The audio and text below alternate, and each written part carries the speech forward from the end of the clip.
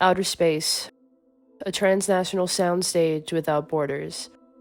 The science fiction genre allows us to be transported to different worlds. It allows us to be human and experience human emotions all through the context of space exploration. Arrival by Denis Villeneuve came out in 2016, just 2 years after Christopher Nolan's Interstellar. What about them makes them transnational cinema? Well, the two films transcend borders and have many similarities and differences, but only one embodies the essence of transnational cinema. Since transnational cinema is an umbrella term that can hold many meanings, for the sake of time, I will be using it in the context that Austin Fisher and Ian Robert Smith study in their article, Transnational Cinemas, a Critical Roundtable. They state that transnational cinema is the on-screen representation of actual transnational processes and experiences of migration and exile, and best showcases what a film means when it attempts to be transnational. Outer space is the perfect ground to explore these concepts of exile and migration. Which one of these movies is transnational while the other is not? Transnational cinema thrives on collaboration. Each project brings together filmmakers from around the globe to weave stories that resonate universally. In Arrival, linguistics professor Louise Banks, played by American actress Amy Adams, is tasked with discovering the language of the cosmos when gigantic spaceships touch down in 12 locations worldwide. As nations teeter on the verge of global war, Banks and her crew race against time to find a way to communicate with extraterrestrial visitors before other countries retaliate against the beings. Arrival opens with Louise's voiceover relaying the birth, growth, and teenage death from cancer of her daughter Hannah. This foreshadows the future and the maternal instincts Louise displays throughout the film. We are shown how the United States is receiving communication from surrounding nations. It is not till the very end that Louise understands that the weapon the aliens planned on delivering is a gift. Duncan Norris states it was argued as a not insignificant plot point in the film that perhaps the weapon and tool might be conflated through translation issues. The gift would ultimately change how humanity communicates past, present, and future. Yet all nations must work together to understand it and ultimately understand each other. Interstellar, directed by Christopher Nolan, showcases that the end has just begun.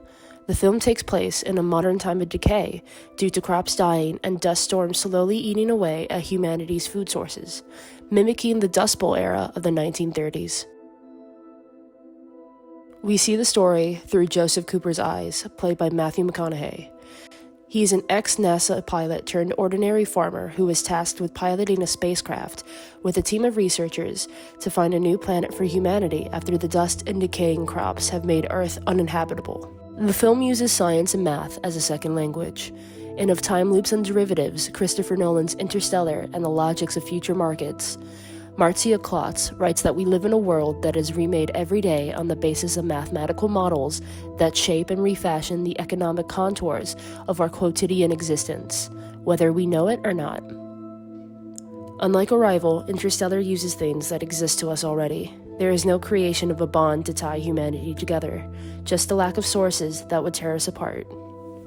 Arrival and Interstellar both use time as strong themes and have strong ties of familial bonds. Sadly, their downfall is that a white American is seen as the hero in both movies. Yet what separates them and makes one transnational, while the other is not, is what happens at the very end of Arrival. In a very touching moment, Louise uses empathy as a powerful tool to address a dire situation. Instead of cutting ties and communicating with China when they are preparing to retaliate against the aliens, she uses the aliens' gift of their non-linear language to see into the future and share a humanitarian moment with China's leader. Sophie Meyer of Girl Power, Back to the Future of Feminist Science Fiction with Into the Forest, and Arrival describes Louise as defined by maternity. This is proven by the selfless action she makes when risking her life to save the world. Mayer concludes that it's her connection to the aliens through motherhood that has given her alone this ability and this role. She sees into the future, and while she witnesses the birth, life, and death of her daughter, she fundamentally understands that the 12 pods must work together to piece together the language the aliens gave to them so that humanity can survive and flourish. Arrival is a reminder of how similar nations are at their core, and how a universal tool could band together mankind. At the end of Interstellar, Joseph Cooper wakes up from his time-traveling trip and looks out the window to see an anti-gravity game of baseball being played. He is told he is on Cooper Station and believes it to be named after him. He's also told that humanity has survived due to his daughter's scientific work as they orbit the planet Saturn Colony, which resembles an O'Neill cylinder.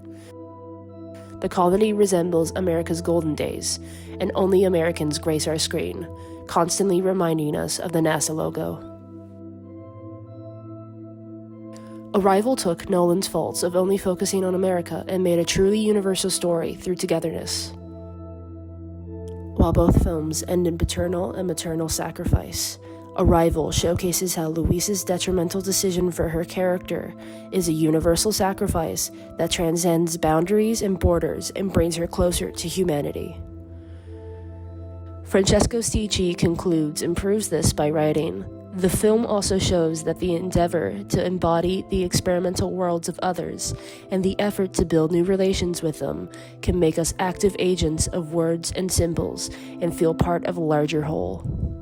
Arrival proves that it is transnational cinema through the connections nations make with one another through crisis.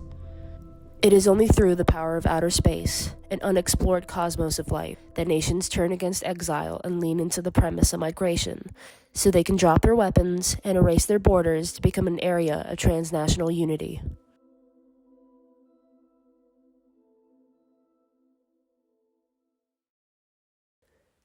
We got it.